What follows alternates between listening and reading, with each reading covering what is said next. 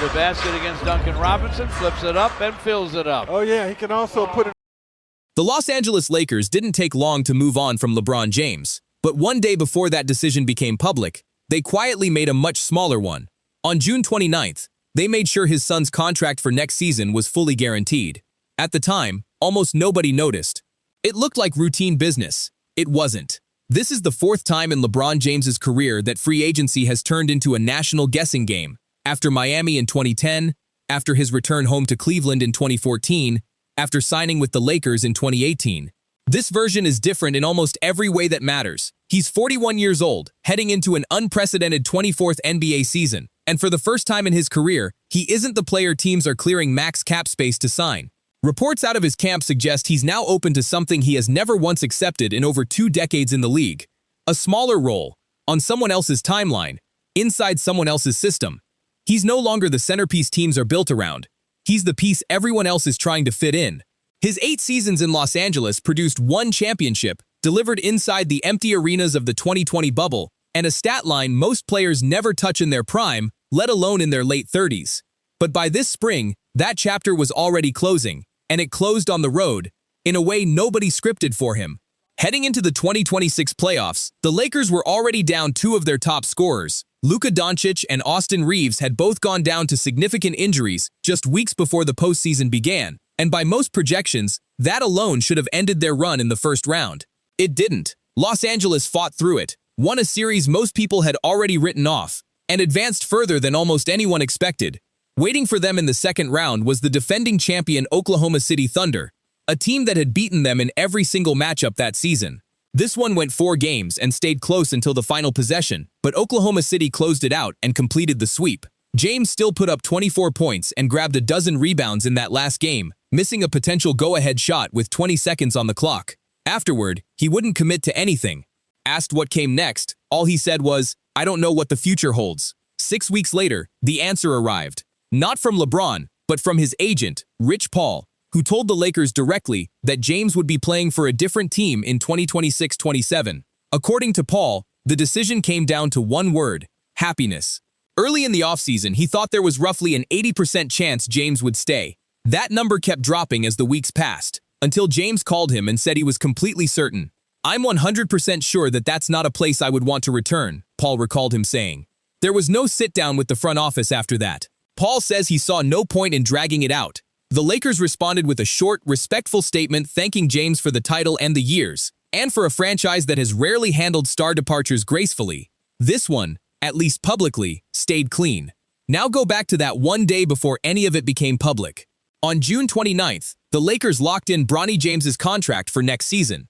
Bronny, LeBron's son, in his 3rd year in the league, still on a minimum deal, has spent his entire NBA career on his father's roster, in his father's locker room, sometimes sharing the floor with him in the very same game.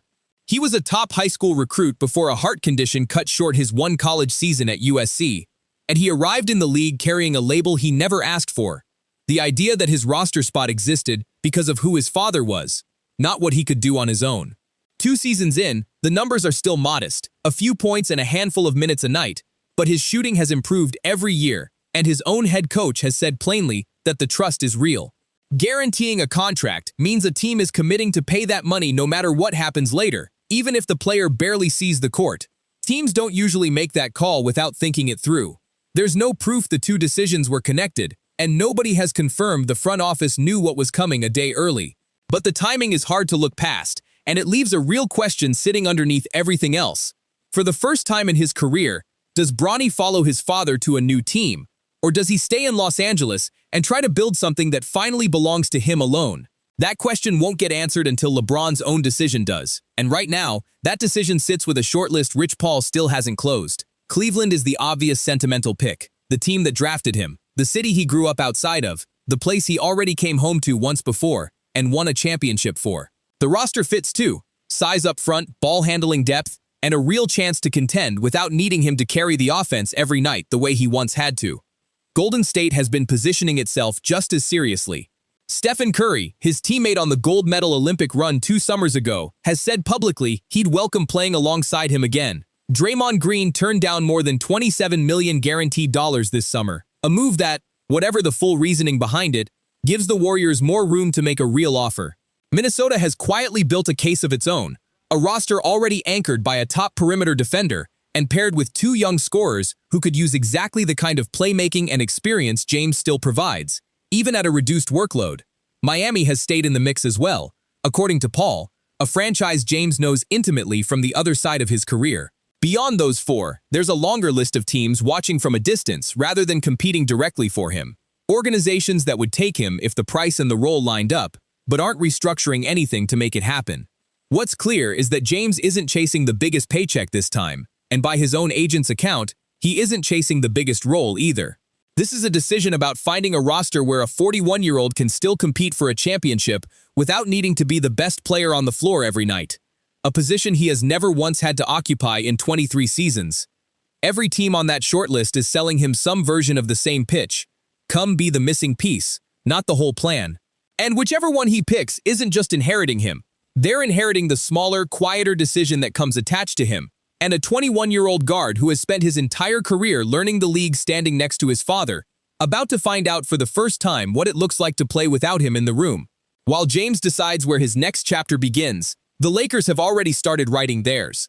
For 8 years, this was his team in every sense that mattered, even in seasons when the record didn't say so. That's no longer true. Luka Dončić, still only in his mid-20s, is now the unquestioned center of everything Los Angeles builds around, and the front office wasted no time making that official. Within days of James's exit becoming public, the Lakers moved out center DeAndre Ayton, sending him to Washington, and brought in Walker Kessler from Utah to anchor the middle instead. It was a quiet trade by the standards of this offseason, but a telling one. A franchise clearing out pieces from the old timeline to make room for the new one. For the first time since 2018, the Lakers are being built around someone other than LeBron James.